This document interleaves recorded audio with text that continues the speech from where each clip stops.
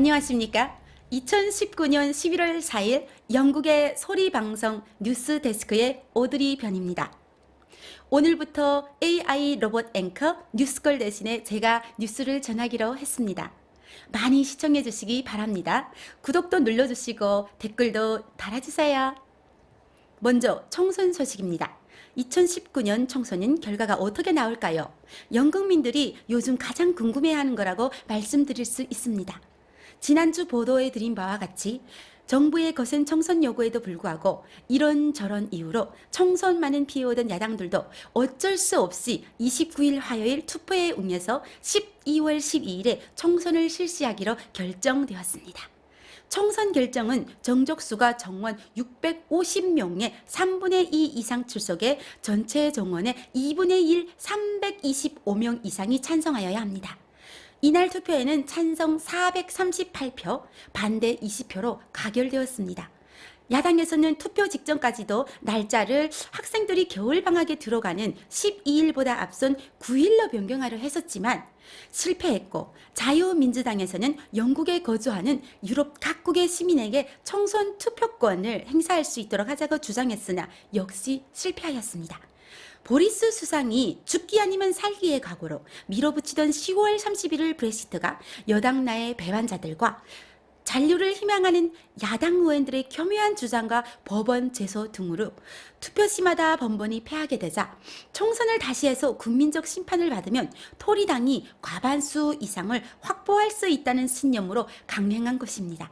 지금의 의원들은 2017년 메이 수상이 자신에 대한 신임을 물어볼 겸 실수했었던 총선에서 당선된 임기 5년의 의원들로서 총선이 없다면 2022년까지 의원직을 유지할 수 있었기 때문에 각종 이유를 대며 총선을 피해온 것도 사실이었습니다. 더욱이 금년 들어 여당인 토리는 국민 투표에 의해 결정된 브렉시트를 완성하지 못하고 야당에 질질 끌려다니는 모습을 보이자 유권자들이 무능한 정당이란 비난이 쏟아졌고, 야당에서는 정치적 목적을 위해 반대를 위한 반대만 일삼고 대책은 없는 입씨름의 유권자들이 는 여론이 나오자 총선이 실시되면 자리를 잃을 것을 우려하는 의원들도 이번 투표만큼은 피할 수 없었던 것도 사실이었습니다. 한편 보리스 수상은 브렉시트로 지리멸멸했던 메이 수상 정부를 승계하여 죽기 아니면 살기 전술을 펴는 한편, 국내적으로는 국민투표로 결정난 브렉시트를 딜이든 노 딜이든 관계없이 10월 31일에 수행하겠다고 결기를 보였고, 대유럽에 대해서도 10월 31일에는 노딜러라도 브렉시트를 하겠다고 공언하면서 노딜러인의 쇠간, 공항 등에서 발생 가능한 문제점과 필수품 수급 문제들을 소위 옐로우 해머 오퍼레이션이라는 이름 아래 비상계획을 수립해놓고 정부가 자체적으로 가상훈련을 해보는 등 준비를 완료하였습니다. 보리스 수상은 유권자의 과반수가 장래성이 없이 외형만 늘려가는 EU에 남아서 독일 다음으로 많은 부담금을 지불해 가며 잔류하는 것보다 독자적인 자주권을 회복하고 세계 속으로 영국으로 거듭나려는 생각을 가지고 있는 자신과 내각을 지지한다고 믿기 때문에 총선 결과는 자신에게 유리한 여대야소 상태로 재구성될 것이라고 믿고 있는 것으로 보입니다. 다음은 현재의 당별 의원 수입니다. 이 숫자가 어떻게 변하느냐에 따라서 브렉시트의 운명은 물론 21세기의 영국의 운명이 달라질 수 있습니다. 다음은 여론조사에 따른 정당별 결과 예상을 말씀드리겠습니다. 토리가 크게 이길 것이라고 예상합니다. 그러나 라이젤 파라주의 브렉시트 당이 토리 득표에 영향을 미칠 것이라는 견해도 만만치 않습니다. 때문에 두 당 사이에 전략적 합의가 필요하다고 말하는 사람들도 있습니다. 여하간 현 당수인 나이젤은 자신은 출마를 안 한다고 공언했습니다. 그러나 트럼프는 나이젤이 연출하는 LBC 방송에 출연, 나이젤과 보리스가 모종의 합동 작전을 세우라고 충고하기도 하였습니다. 그러나 일부 사람들은 남의 나라 정치에 제3국의 국가 원수가 개입하는 것은 옳지 않다고 비난하기도 합니다. 한편 제이콥 리스 목구 의원은 브렉시트 당은 아예 선거에 후보를 내지 말아달라고 요구하였습니다.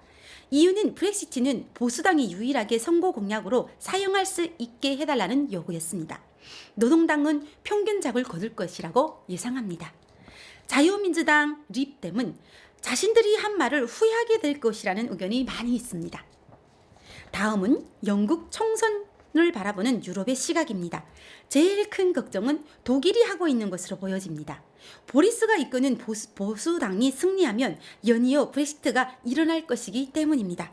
그렇게 되면 영국의 브렉시트로 인해 독일의 EU 부담금이 지금의 2배로 늘어날 것이기 때문입니다.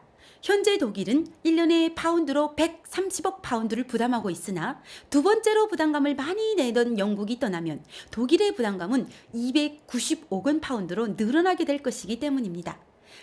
나토의 철수를 대비하여 유럽 자체 방위군을 만들려는 계획에도 차질이 불가피합니다. 27개국 중 제대로 된 군대를 가지고 있는 나라가 없기 때문입니다.